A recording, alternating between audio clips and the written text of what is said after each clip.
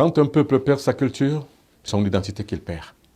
Mais quand un individu ou un peuple se retrouve dans la grande vallée des connaissances ancestrales qui constitue l'ensemble de son patrimoine culturel et matériel, alors là, il empêche de se savoir qu'il est un individu entièrement à part ou alors un peuple entièrement à part, avec ses vicissitudes, avec ses valeurs intrinsèques, avec sa masse critique. Il y a 3000 cultures au monde. S'identifier à sa propre culture, c'est le but et le défi que nous devons relever, nous les négro-africains. On doit s'identifier à notre propre culture. Parce que dans la culture, il y a la spiritualité. Toute culture inclut en son sein une spiritualité. Et la spiritualité, alors, elle dénote de la note la plus haute et la plus élevée d'une conscience tribale, conscience nationale, conscience populaire et conscience d'un peuple. Et c'est à partir de là que va naître donc l'idée révolutionnaire qui va donc aboutir à l'aspiration libérale.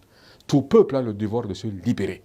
Or, il y a deux choses qui soumettent un peuple. Il y a Dieu, il y a la religion. Nous allons donc parler de Dieu et de la religion. Qui est Dieu? Divinité et émancipation dans l'univers. Voilà ce qu'on dit et c'est ce qu'on définit quand on parle de Dieu. Divinité et émancipation dans l'univers. Mais quelle divinité? Quelle émancipation? Pour quel peuple et pour qui et pourquoi et par quoi? Nous allons donc découvrir que Dieu n'est pas une divinité en tant que telle, mais Dieu est un concept.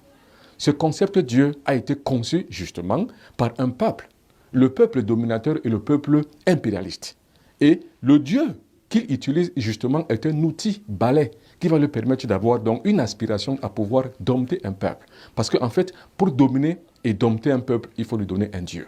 Le Dieu donc du système des choses, celui à qui on a donné donc au peuple négro-africain, est un faux Dieu qui a été fabriqué par le plus fort, par l'impérialisme, parce que l'histoire biblique est écrite par les plus forts et par les impérialistes.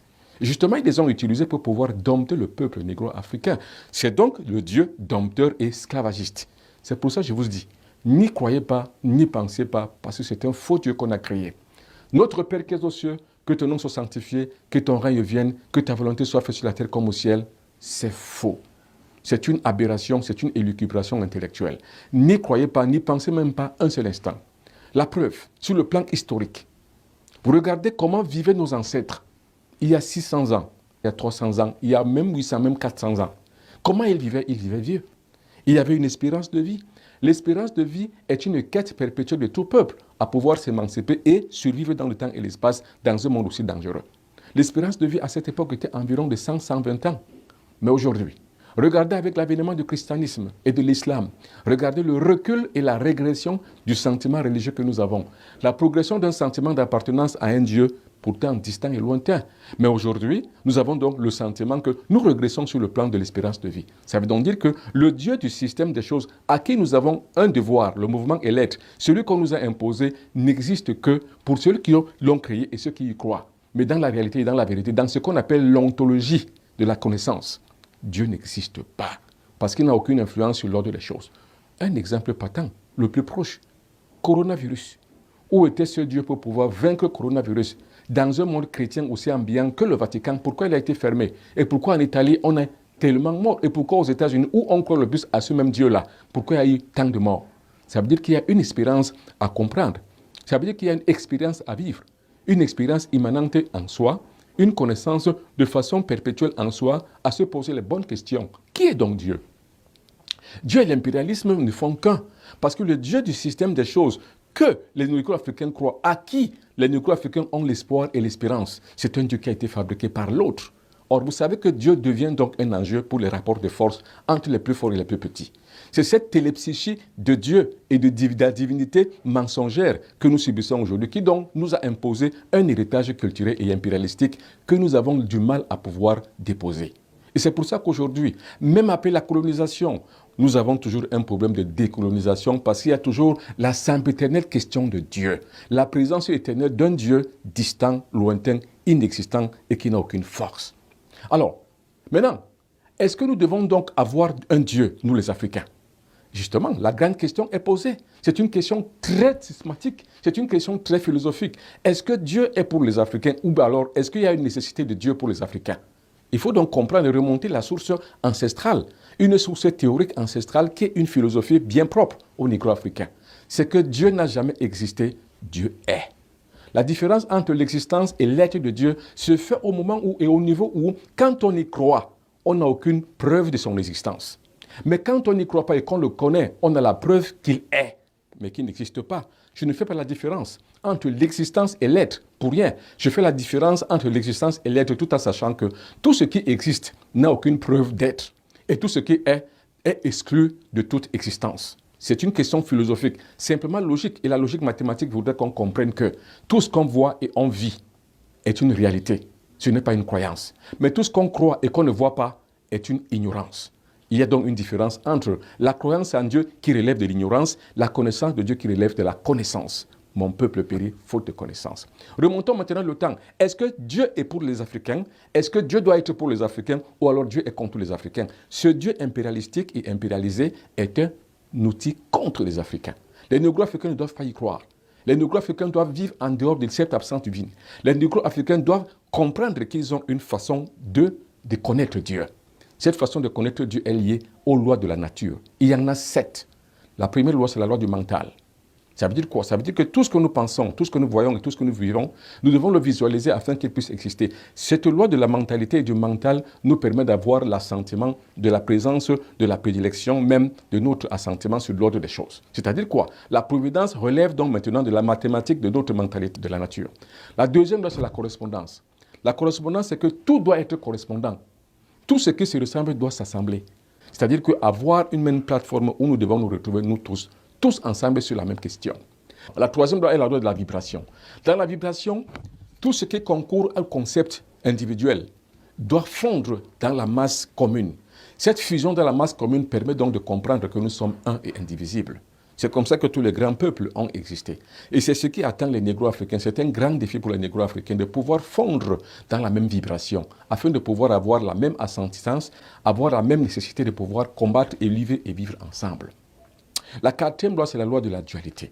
La dualité trinaire est interactive à partir du moment où il existe un pour et un contre. À partir du moment où il y a un jauge pour le positif et un jauge pour le négatif. À partir du moment où on comprend que les deux jauges, justement, sont une bipolarité nécessaire, normale, qui relève donc justement de l'ordre de la nature et de la base de l'équilibre du monde et de la vie, on est rapidement à comprendre que cet équilibre est nécessaire pour nous. C'est pour ça qu'il doit être donc nécessaire pour nous, les négro-africains, de vivre cette quatrième loi. La cinquième loi, c'est la loi du temps et de la vibration du temps. L'illusion intrinsèque du temps finit toujours par résoudre dans l'éternel présent. Ça veut dire que nous sommes toujours dans l'éternel présent. Quel que soit le moment où nous devons agir, nous devons avoir toujours dans l'éternel présent. Notre conscience de l'éternel présent nous donne droit à comprendre que dans cette cinquième loi, il est temps maintenant qu'on puisse changer de logiciel. Le logiciel Dieu ne doit plus nous exister en nous. Le logiciel Dieu doit être changé afin de le mettre maintenant en conformité avec notre règlement intérieur et notre règlement extérieur dans notre environnement immédiat. C'est ça qu'on appelle Dieu dans l'existence immédiate. La sixième loi, c'est le karma. Les négro-africains ont beaucoup de karma qu'ils ont engendré dans le temps et l'espace. L'excision. La pratique de l'excision est un karma lourd que les négro-africains ont exilé. C'est un karma qui est séculaire et séculaire, qu'ils ont toujours utilisé, afin de pouvoir exclure l'autre polarité. Là, je reviens sur la quatrième loi. On ne peut pas exclure la polarité positive, ni la polarité négative. On doit les faire agir. Si on ne les fait pas interagir, il y a justement cette décadence. C'est pour ça que la société négro-africaine est décadente, parce qu'on a exclu l'autre polarité et l'autre pôle. Comment on peut exclure une femme? Et comment on peut pratiquer sur une femme l'excision? Vous ne savez peut-être pas ce qu'on appelle l'excision. Vous savez ce qu'on appelle le sexe. Le sexe n'est pas un outil de plaisir. Le sexe est un instrument sacré, est une force sacrée. On l'appelle la tanor de la propulsion. Ce qui fait propulser un avion à un instrument dans lequel fond une matrice. C'est cette matrice-là qui la fait propulser. Alors la femme est donc l'instrument de propulsion. Le sexe féminin est un instrument de propulsion. Alors exciser le sexe féminin, c'est exclure justement cette magie sexuelle qu'il faut pour que nous puissions atteindre notre émancipation. Alors les négro-africains, si ignorants qu'ils sont, excisent la femme. Excluent donc maintenant une force vitale, une énergie positive qui peut leur permettre de pouvoir s'exhiber et se lever. C'est pour ça qu'ils payent ce karma. Le karma que les négro-africains payent encore, c'est parce qu'ils ont vendu les leurs.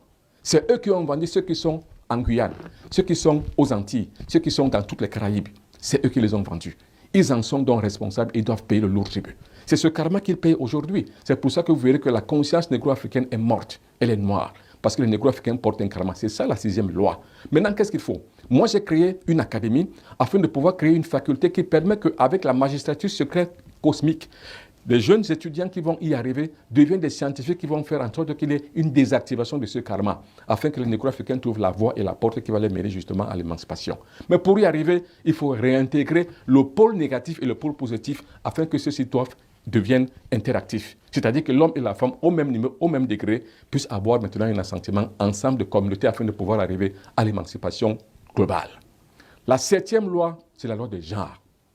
L'homme et la femme, le principe féminin, le principe masculin est la base même de la création, de la fondation du monde. Le principe père, le principe mère, le principe fils. Nous les négro-africains, c'est le principe lumière, amour et vérité. La lumière comme le principe féminin, la vérité comme la base, et puis l'amour comme justement le principe masculin. C'est ça qui fait donc la base de la vie. C'est ça le triangle d'Onis dont nous parlons la plupart du temps. C'est ça le triangle même de la vie. Le triangle de la base même de la constitution d'une société se passe par la lumière, l'amour et la vérité. Sans cela, vous n'y arriverez jamais.